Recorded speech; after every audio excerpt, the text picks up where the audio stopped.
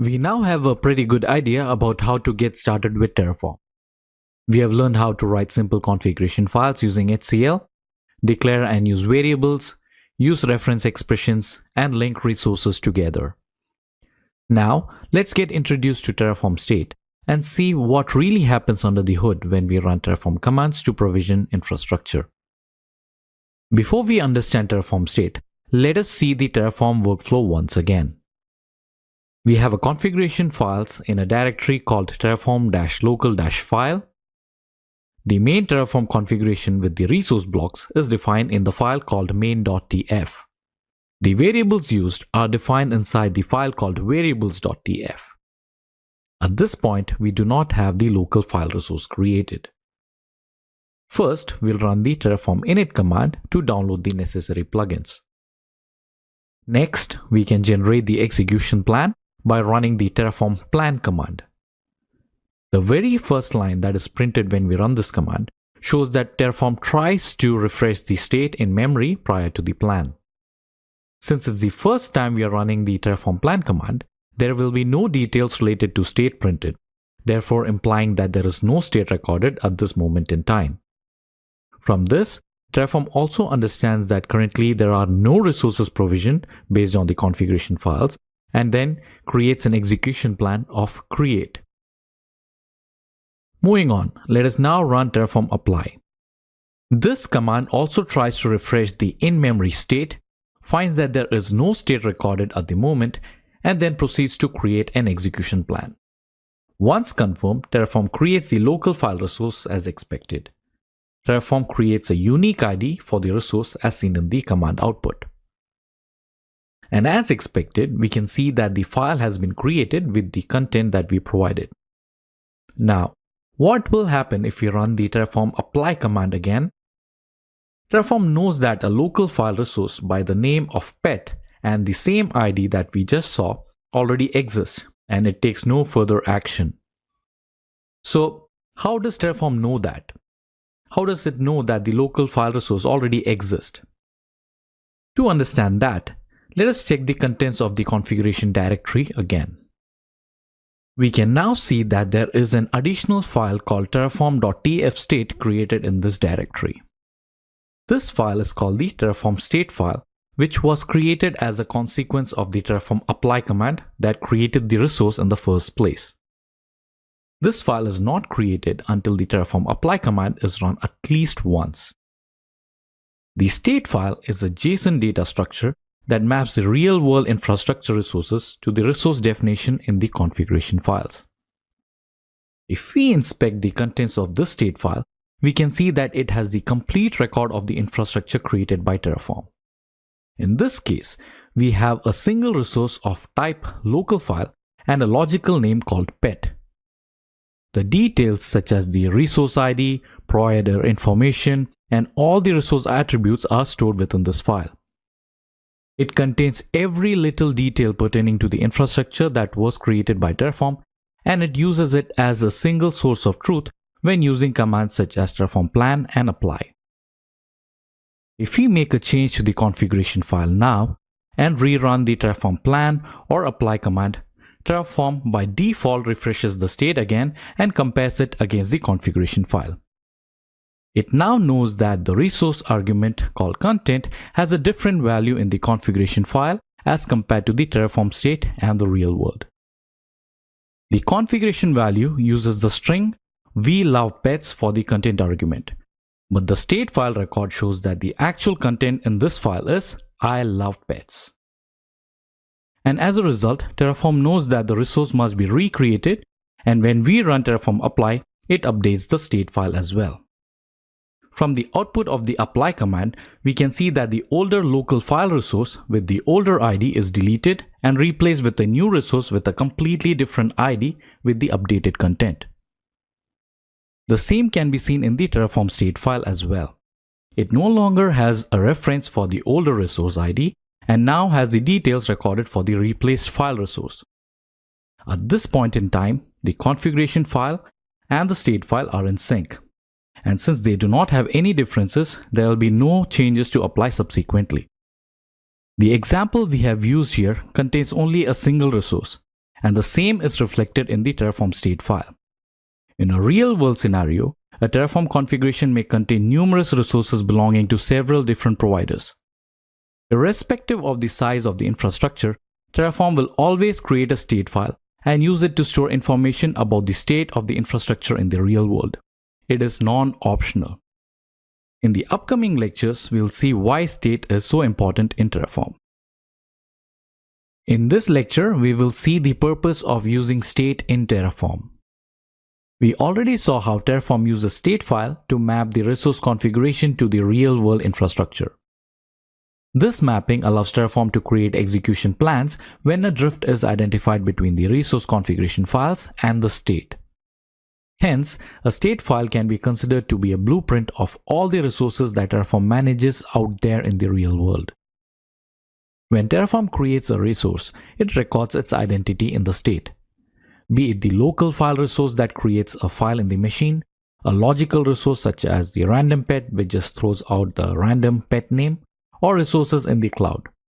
Each resource created and managed by Terraform would have a unique ID which is used to identify the resources in the real world.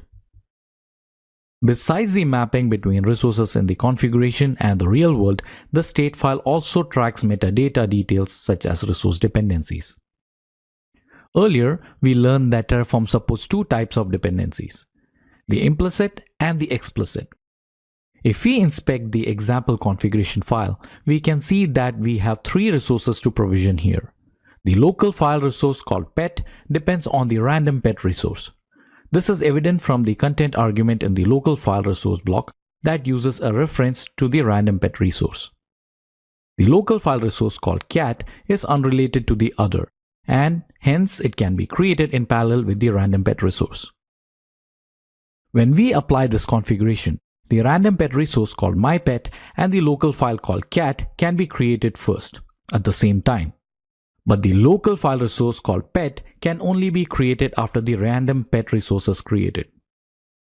We can see that the local file with the name cat and the random pet resource with the name myPet are the first resources to be created. Once that is done, only then is the local file resource called pet created. Until now, we do not rely on state for the provisioning. But what if we decide to delete the random pet resource and the dependent local file from the configuration? Let us now look at what happens when we remove resources from the file. For example, we remove the local file and the random pet resource from the file. If we were to apply the configuration now, Terraform knows that it has to delete these resources. However, in which order does it delete it? Should it delete the random pet resource first or the local file? The information about the resource dependency is no longer available in the configuration file as we have removed those lines from it. This is where Terraform relies on the state and the fact that it tracks metadata. Within the state file, we can clearly see that the local file resource called pet has a dependency on the random pet resource. Since these two resources have now been removed from the configuration, Terraform now knows that it should delete the local file first, followed by the random resource. One other benefit of using state is performance. When dealing with a handful number of resources, it may be feasible for Terraform to reconcile state with the real-world infrastructure after every single Terraform command, such as plan or apply. But in the real world, Terraform would manage hundreds and thousands of such resources. And when these resources are distributed to multiple providers, and especially those that are on the cloud, it is not feasible for Terraform to reconcile state for every Terraform operation. This is because it would take several seconds to several minutes in some cases for Terraform to fetch details about every single resource from all the providers which are configured. For larger infrastructures, this may prove to be too slow. In such cases, the Terraform state can be used as the record of truth without having to reconcile. This would improve the performance significantly. Terraform stores a cache of attribute values for all resources in the state.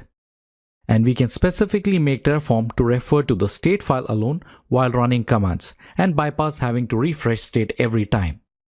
To do this, we can make use of the -refresh is equal to false flag with all the Terraform commands that make use of state. When we run the plan with this flag, you can see that Terraform does not refresh state. Instead, it relies on the cached attributes, and in this example, the content which has changed in the configuration file. And as a result, the execution plan plots a resource replacement. The final benefit of state that we are going to look at is collaboration when working as a team. As we have seen in the previous lectures, the Terraform state file is stored in the same configuration directory in a file called terraform.tfstate.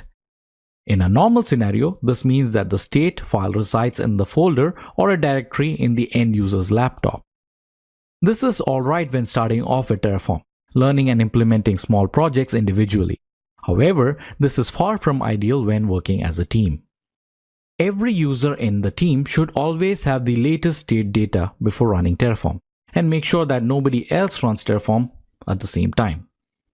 Failure to do so can result in unpredictable errors as a consequence. In such a scenario, it is highly recommended to save the Terraform state file in a remote data store rather than to rely on a local copy. This allows the state to be shared between all members of the team securely. Examples of remote state stores are Amazon Web Services S3 service, Hashicorp's console, and Terraform Cloud. We will learn more about remote state stores in much more detail in a later section. We will also learn about Terraform Cloud in a separate section of its own. In the previous lectures, we learned about Terraform state and its benefits. Terraform state is the single source of truth for Terraform to understand what is deployed in the real world.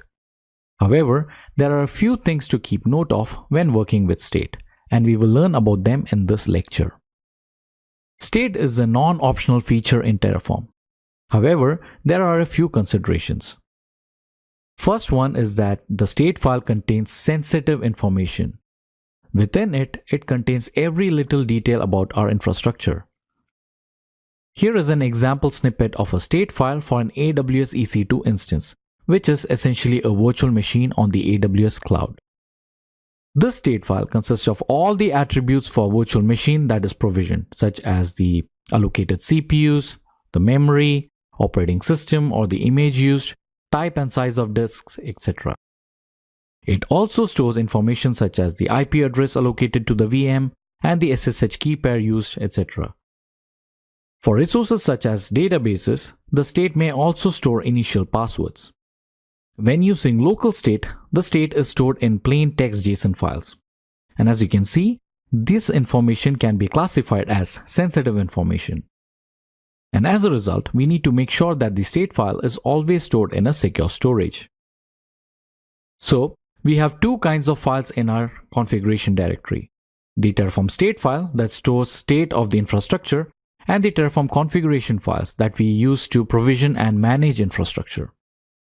When working as a team, it is considered a best practice to store Terraform configuration files in distributed version control systems such as GitHub, GitLab, or Bitbucket.